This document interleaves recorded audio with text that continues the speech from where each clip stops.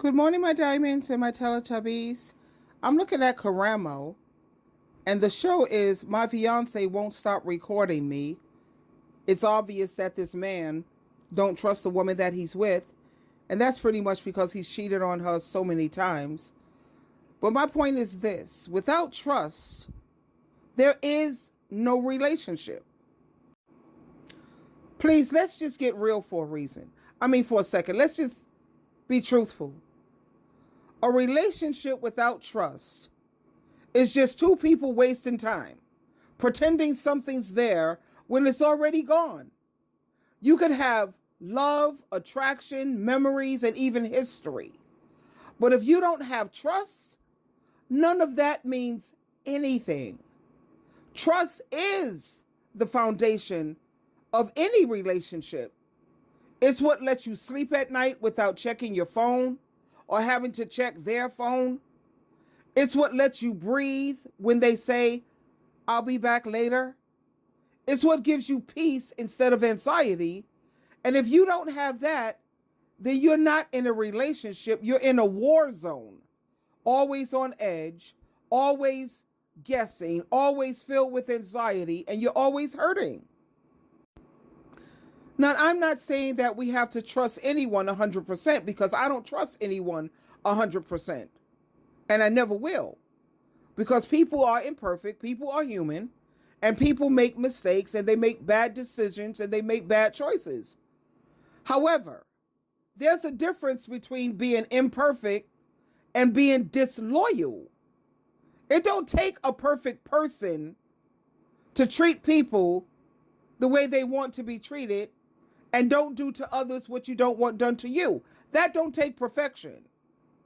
You should at least, bare minimum, be able to trust your partner not to cheat on you, not to steal from you, not to lie to you just to save themselves, and not to embarrass you or drag you through the mud. And if you can't even have that kind of basic, we're talking something basic here. If you can't have that kind of basic trust, and if you have to play detective every day just to feel safe, that's not love. That's stress, and that's codependency. And that's addiction, because you have a lot of people who are addicted to chaos, misery, pain, suffering, toxicity. They are addicted. That's not love. That's emotional damage. That's your soul screaming, "This isn't where I'm supposed to be."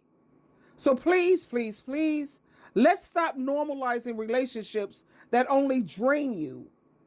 If someone keeps giving you reasons not to trust them, they're showing you who they are. Believe them. Stop trying to rebuild a house with broken wood or on a broken foundation. Trust, it's not something that you keep fighting for alone. Both people have to protect it. And at the end of the day, my beautiful diamonds and my Teletubbies, love without trust is just noise. It looks good from the outside, but inside it's nothing but hollowness, empty. So if you can't trust the person that you're with, don't keep holding on because you have fear. You're holding on out of fear, or you're holding on out of addiction, codependency, or a habit. Let it go. Let it go. Heal yourself and start over, because peace is better than pretending every single time. Without trust, there is no reason to continue. And you know what? It's time to wake up. Now, this man on Caramo, he has cheated on this woman numerous times, and she stays. So Caramo says, well, what is your breaking point? What would cause you to leave? Dr. Phil, he posed that same question to a woman who was putting up with a man. It was obvious he had no respect for her. There was no more connection. People don't fall out of love. They fall out of connection. What is your breaking point? She says, I don't know. And Caramo just told her, I love him so much, by the way. I have so much respect and admiration for this man. He's beautiful. And he said, and don't come at me with because I love him. Everybody's sick of hearing that, because we all know, I think we're old enough and mature enough to know that in order to love anyone, you have to first love yourself. And when you love yourself, you're not going to put up with anyone abusing you, dragging you through the mud, treating you badly, abusing the hell out of you. So if you don't love you, there's no way you could possibly love this person who's dogging the hell out of you. So it's not love. Now let's get to the point. Let's really look at this.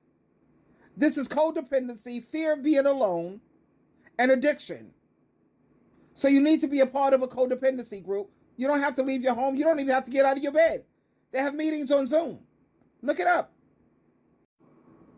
And like I said, sometimes in relationships, people don't fall out of love. They fall out of connection.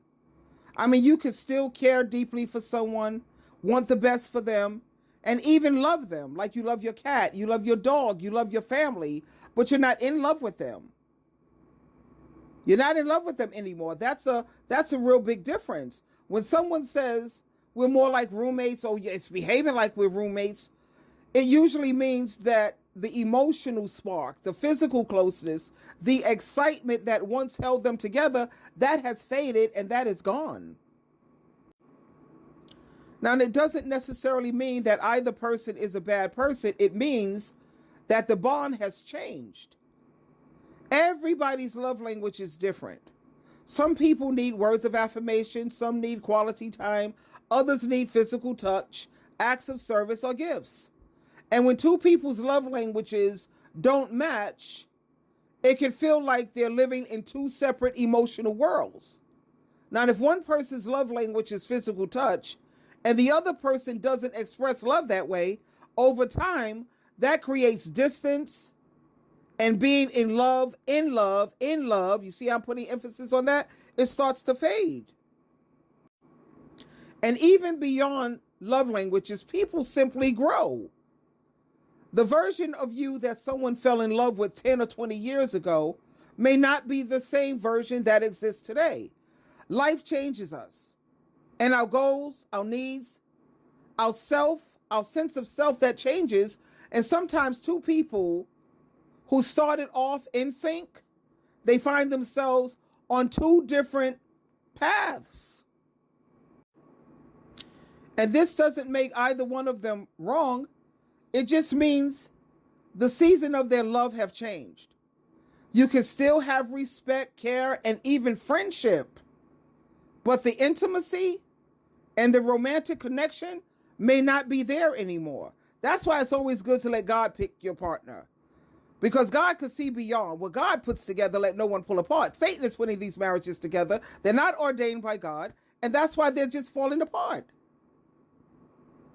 Now, it's not always about cheating or bitterness or resentment. Sometimes it's simply life doing what it does, evolving. People grow apart emotionally, spiritually, or mentally. So when you hear someone say, we're like roommates, or I don't trust this person, whatever, it's not always, I don't know, what it may appear to be. Sometimes it's an honest acknowledgement that the love has shifted. It's in a different form. It's still there, just not the same kind of love that it used to be. But my main point is, without communication, let's keep all of this real. Without communication, there is no relationship. Without respect, there is no love. And without trust, which is the main topic of this video, without trust, baby, there is no reason to continue. It's just noise. It's just going through the motions. And I'm sure that you want your life to be filled with peace, joy, progress, and happiness. So stop wasting your time. Don't be afraid. If you need to join a codependency meeting, get yourself healed and get it together. Twinkle, twinkle, twinkle.